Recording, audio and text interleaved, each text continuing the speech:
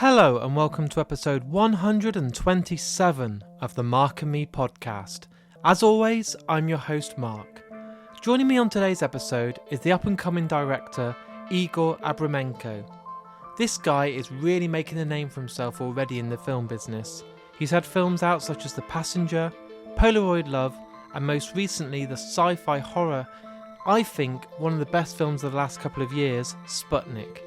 He really has a vision that I think is going to take him really far in the film industry, and I'm thrilled that he's joining me today on the Mark and Me podcast. But before we get to the interview, let's touch base and talk about the last episode. I was joined by the amazing Jessica Hines. This was the second time that she came on the Mark and Me podcast, and my god, this interview was incredible. I've had so much feedback, so many emails, so many Facebook and Twitter comments, and even stuff via Instagram. The feedback has been phenomenal and all positive. People loved how much we went into the depth of talking about mental health, how to cope in lockdown, the history of Spaced, the way she worked with Simon Pegg and Edgar Wright, and much more. It's one of my favourite personal interviews that I've done, and it's so great that you guys out there loved it too. But let's get back to today's episode. As I said, I recently watched the film Sputnik and I thought it was amazing.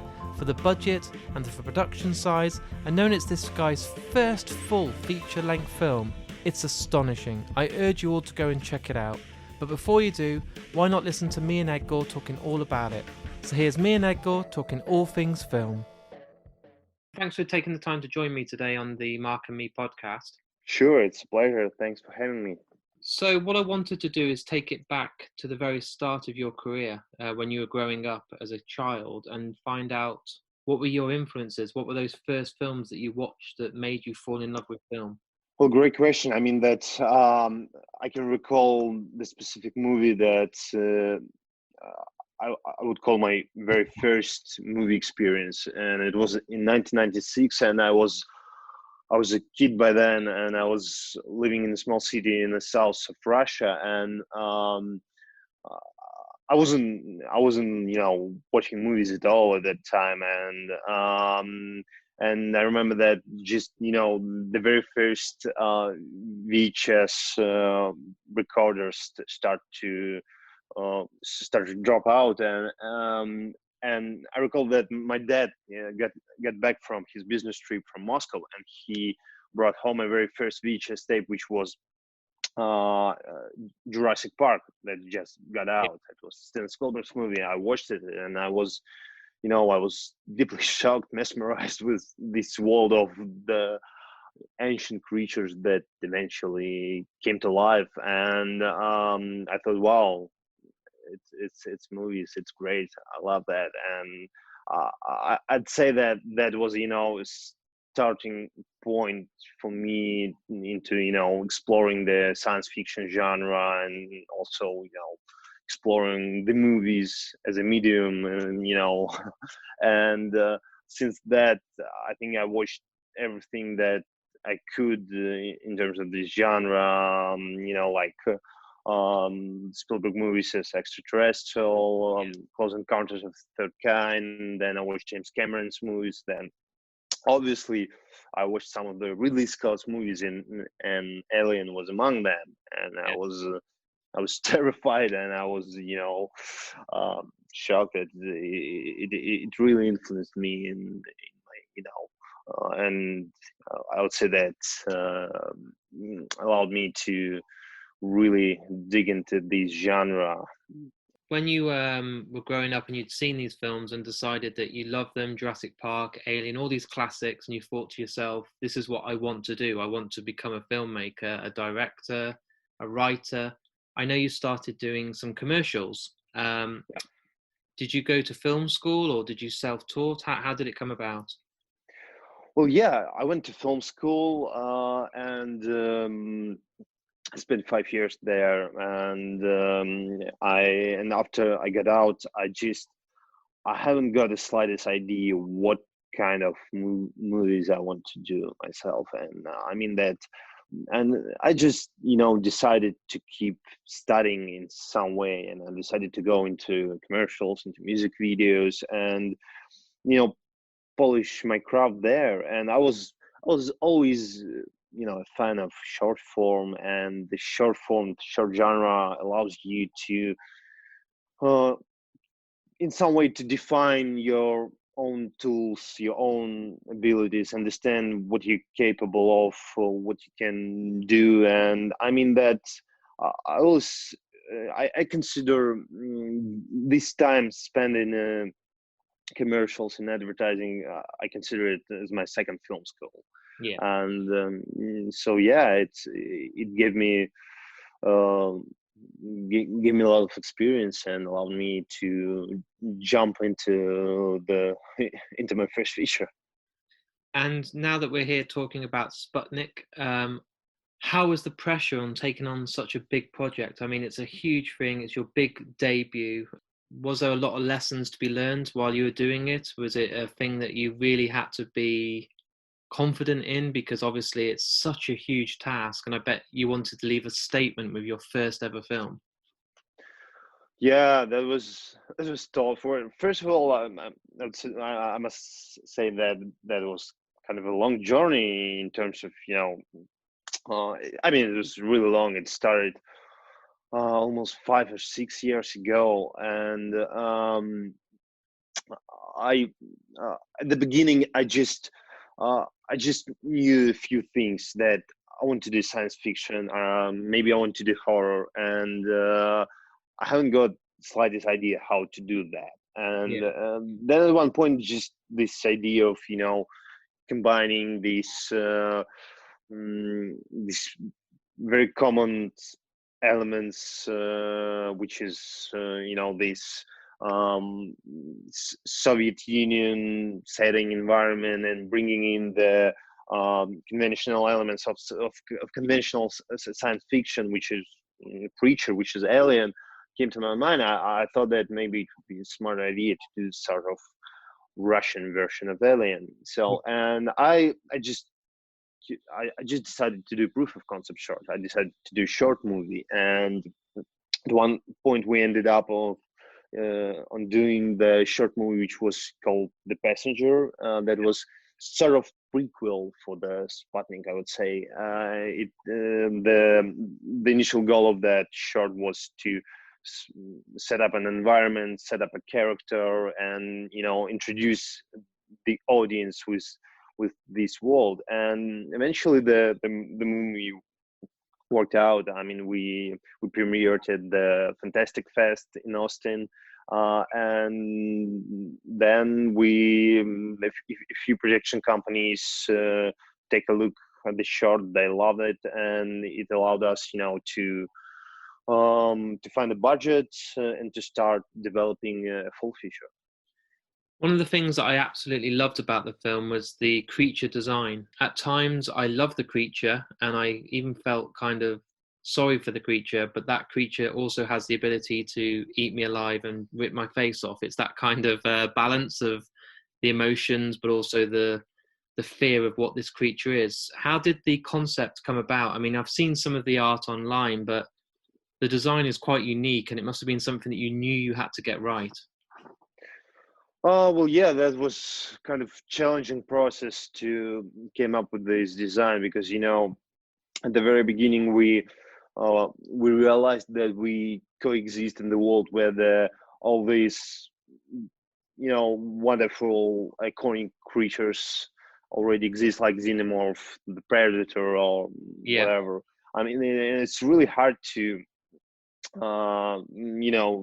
to beat them. And so we thought that we have to come up with something really original. And well, we started bit by bit, step by step, designing this creature. First we asked ourselves what he can do, what he's capable of, what his goal, what his like character, what does he want. We started to treat him not as a physical and visual element, but as a character, in some way a person with his own goals, with his own things. And in some way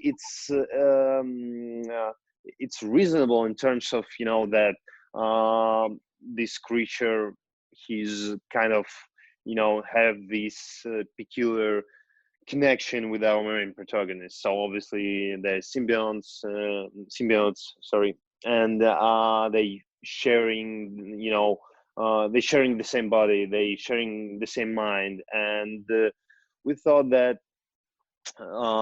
it's going to be kind of right approach in terms of coming up with the design of this creature.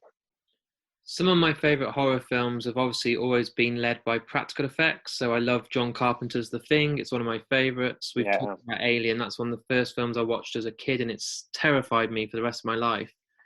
Even stuff like Jaws. Was there a point in this where you would prefer to have done it in practical effects, or was it because of budget and everything that then had to rely on CGI? Unfortunately, from the start, we realized that we will do it entirely in CGI.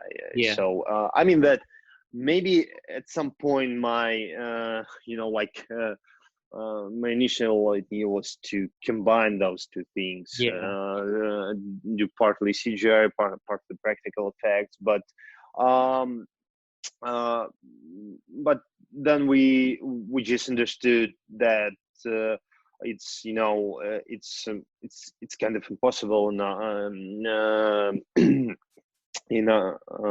our situation, and so we just decided to do it fully CGI, and that was kind of a great thing, because I must tell you that a lot of quite an interesting setups just spontaneously came up during the post production. We just at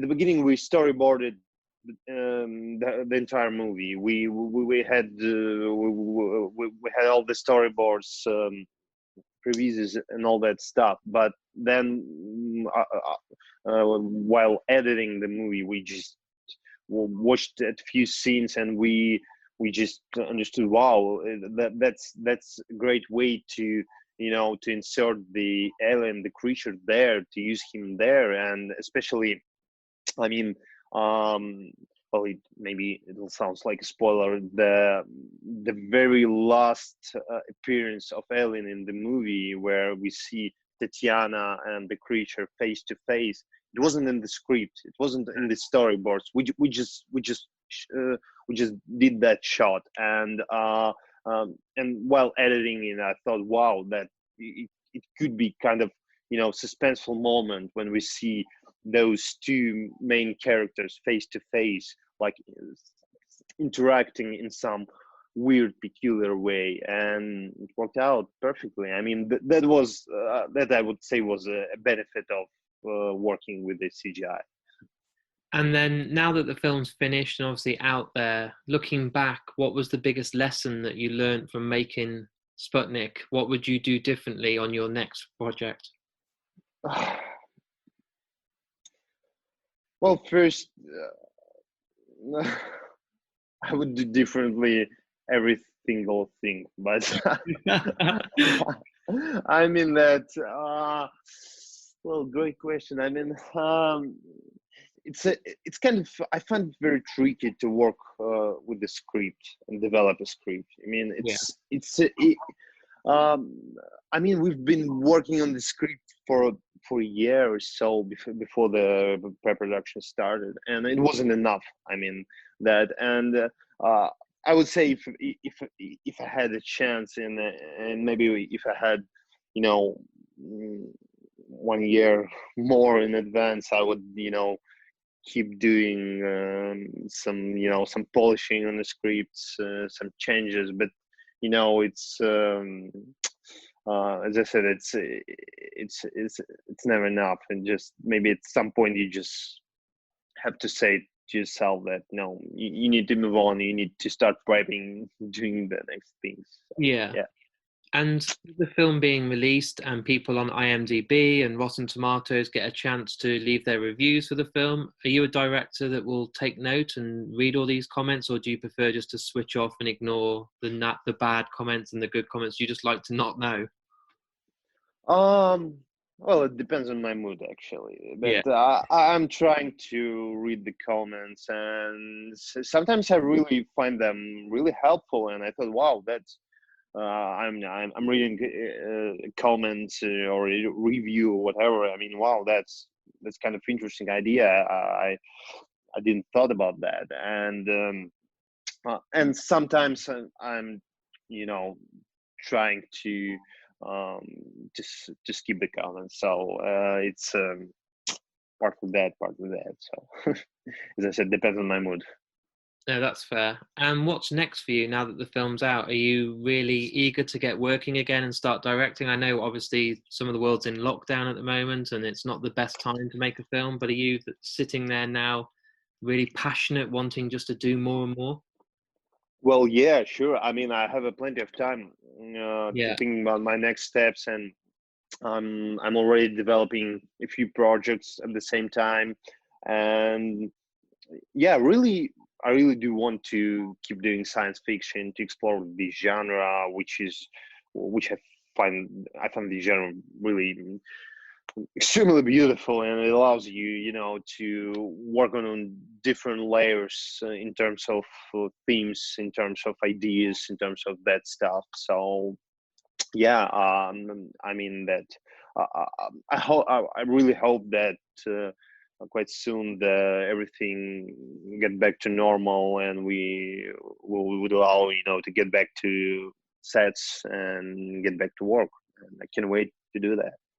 Do you think you'd ever like to try and do a Sputnik 2 or a prequel in a different way now? Or do you think you've ever got more of a story to tell? Or do you think this is just. Uh, I don't think so. I mean that I I think I've said pretty enough in this movie.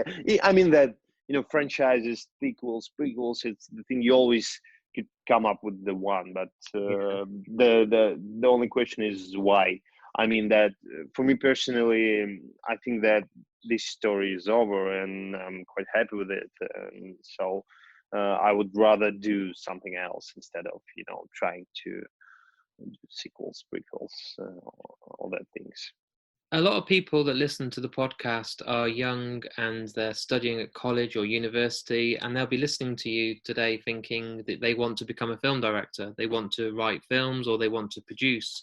What advice do you give to them? I know you're early into your career, but what advice do you give to those people about getting their film ideas out there and seen, or how do they get their work seen? I know we've got a world where we've got Instagram and Twitter and Facebook and YouTube, but what do you advise for them to stand above everybody else and be seen? Um, well, I think the only thing that you have to be loyal to your own ideas and believe in it, and it doesn't matter what tools are you using. I mean that you could shot a movie on your iPhone and upload it to Instagram, Facebook, or whatever. You can, you know, shoot a film or just do still photography and kind of edit it, and doesn't matter. I mean, the idea, the concept, and your, you know, your obsession with this idea is the only thing that matters, actually. That's amazing. One of the things I do on every episode of the podcast is when I close the episode, I ask the guest to pick the song that they want to be the outro music. So it can be a piece of music from a film, a score, a band that you love, a piece of music that you grew up loving. And I want to put you on the spot now. What song would you like to be your outro song for this interview? Sure. I mean, I would pick up the main theme from The Thing, Oh, mate. which is by Ennio Morricone and John Yeah. Carpenter. I mean, it's wonderful. It's one of my favorite movie themes ever made. Dum dum. Dum. Yeah, Yeah. Absolutely absolutely. amazing. Very simple but amazing. Oh, it's amazing. I mean, John Carpenter for me is one of my favorite filmmakers, and I just think what he's done at the time is just absolutely iconic. And producing so many masterpieces is just, he's left a legacy that will just never be touched. Absolutely, I agree. I mean, that's, yeah. Can't wait to see something new from him. And I just heard that news that he's rebooting The Thing Yeah, with Jason Blum, and I can't wait to see that. Fingers crossed. I mean, what do you think about the horror world at the moment, where you've got the power of Blumhouse and it seems to be bigger than ever? You know, if you look at how big Pennywise and It was, and all the Stephen King adaptations and all the remakes that are getting, it seems that horror's never been so loved. Well, somehow I think that right now it's kind of, good moment for such genres as science fiction and the horror. I don't know why. I mean that it's it's a strange thing that like trends and things they're repeating themselves in some way. I mean that the obviously horror and science fiction was quite popular in 70s and 80s, and here we are. I mean it's getting back again, and I'm glad that it's happening, because those are two genres that I was deeply influenced by, and I really love. So I mean that I think that maybe there is we're living in a kind of strange time when such genres allows you to deliver the specific ideas, themes, and and I mean that the tools, the abilities of these genres allows to for filmmakers to speculate on the themes that really kind of important at that moment of our lives. And my final question for you today is, obviously you are quite young into your career. You've only just started, as in you've only had your first release now.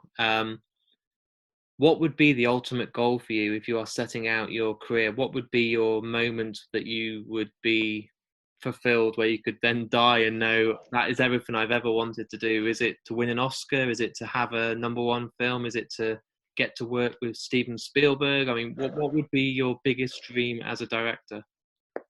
I just want to keep doing what I'm doing right now, and I just don't want to stop. I think that there is no such thing as a finish line, in this job. It's a kind of internal process. It's a eternal journey where you trying to find a new material and new themes, trying to expand the boundaries of your stories, of your personality, and you explore.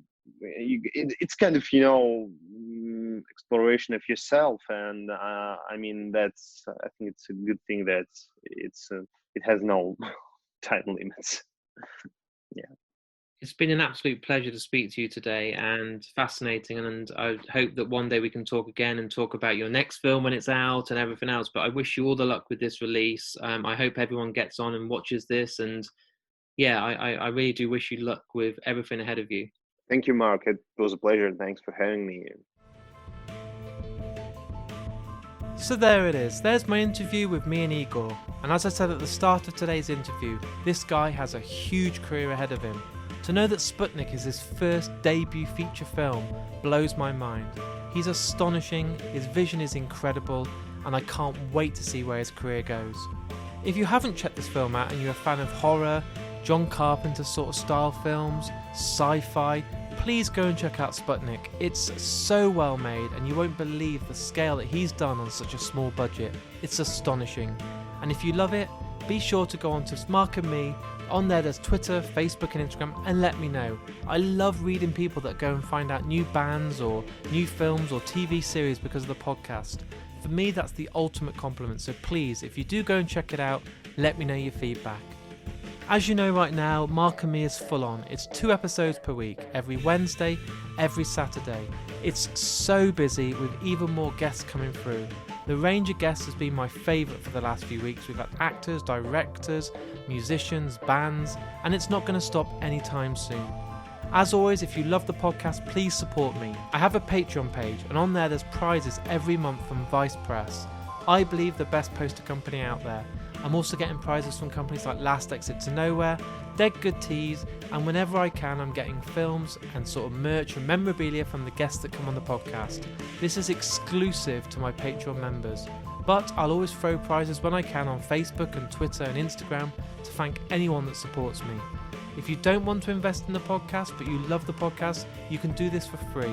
You can jump onto Twitter and share the episodes, retweet them or post them on your Facebook or Instagram. That costs nothing, and I can't emphasize enough, it makes a massive difference to Mark and me.